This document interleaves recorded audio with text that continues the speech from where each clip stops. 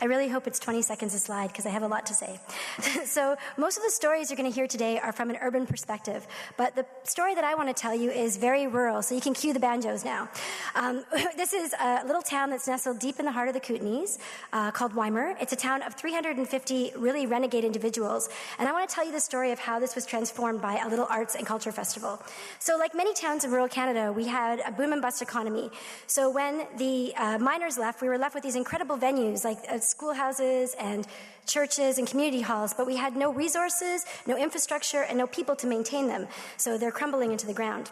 We also share with rural Canada the problem of youth retention. So people move to these amazing places because it's so gorgeous, but they have children, they procreate, as you can see, and the children grow up, and when they're 18, like this lovely spoken word artist who happens to be my daughter, they run away to places like Montreal and Toronto. And so, as you can see, she's leaving in September, and all these ones are close behind.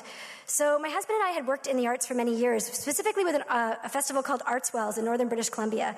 And this festival was in a town of 300 also, but had been transformed. There was amazing building restoration, there was amazing community, amazing art. Tanya Tagak was there in a group of 50 people, Jesse Zubat, like amazing people. So my husband and I decided, I bet you we could recreate this in our small town. And that is the missing piece of all rural development and bringing arts to small communities, is finding people who are already entrenched socially in that community and then supporting them, and they already have the social connections to push an idea forward. So it's really important. That's the missing piece that I want to tell all of you guys. So we knew we couldn't do this alone. So we went after Island Mountain Arts and Julie Fowler, who's the gracious executive director of that organization, and we asked her if she might be willing to mentor us in this process of festival creation, and she agreed. We also knew that we needed our own community behind us. So in 2011, we invited 20 of our closest friends up to ArtsWest to see what all the fuss was about. When they saw it, they were absolutely convinced. We came back to our town and we started creating this fantastic festival. People's hidden talents came out, set decoration and sign painting and construction, and we created an amazing festival that ran totally successfully for 2 years. I'm going to tell you how great it is in a minute, but at the end of that 2 years, I was studying community economic development, and I come across the idea of a triple bottom line when you're trying to evaluate success of something. And so environmentally and socially, we were killing it, but economically, we were at the end of our rope, and we pushed our volunteers to a point of absolute breaking. So we did what any good arts organization does. We reached for the golden ring of arts granting. However, because we were really small, we fell between a lot of the cracks, and so nobody really noticed us, except for ArtsVest. Yay, ArtsVest. ArtsVest saw us and said, that's amazing. Maybe you guys can learn how to do this in a different way. And so you can create innovative partnerships with business as opposed to waiting for this golden ring of granting. And so last year, I pioneered a project where we partnered with a large power company, and we got, from money we got from them, we microfinanced another small organization called Green Power Events, and they created a solar and bike-powered stage for us. This sat at the center of our festival, and it provided people an opportunity to actually get involved with powering the stage. We also partnered with Columbia Basin Trust to create a youth program to kind of engage some of those disengaged youth. And so they wrote and recorded all the PSAs for the festival. They also got involved, but most importantly, they realized that they were stakeholders in the future of their own community. And that has been invaluable because they've come together and realized that they can make change in their own community.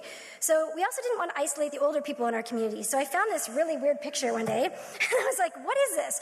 And it's a grocery race that used to happen in the Depression in Weimar. And so I said, hey, let's just recreate this. So we went to our elders, and we asked them what it was all about.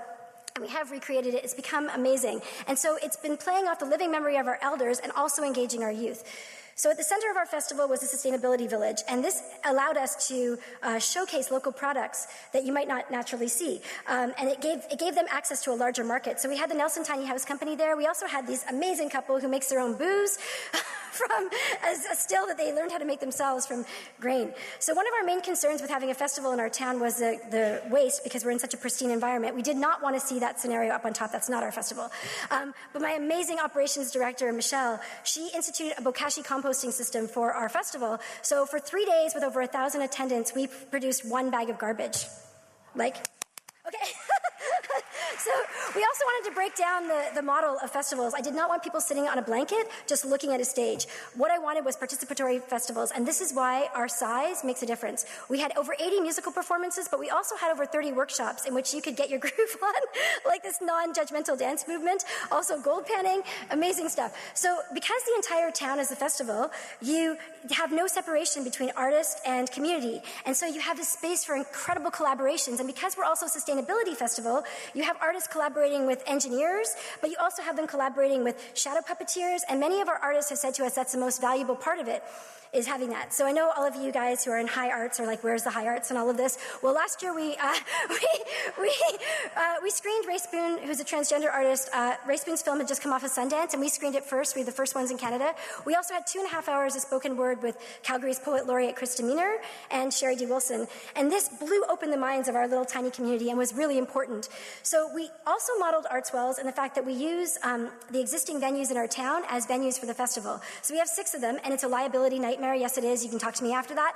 But it also has made people excited about restoration and renovation of these buildings. Also, those same engaged youth raised $12,000 for that skate park. I had to tell you that. So the festival is an arts festival, but it also has acted as a business incubator. So since our inception, we've had 3 new arts businesses spring up in our town, and we've also realized that our programming is too big to fit into 3 days, much like this speech. So we decided to create our own nonprofit this year, which we offer arts and sustainability workshops throughout the entire year. So when you're sitting in an amazing building like this in Toronto, and you feel like it's the center of the arts, you need to look at this map and remember that everything green is rural on this map. And so if we could have festivals like this spring up all across Canada, each with their own unique regional flavor, we could have something really incredible using arts as a driver for economic and social change. Thank you.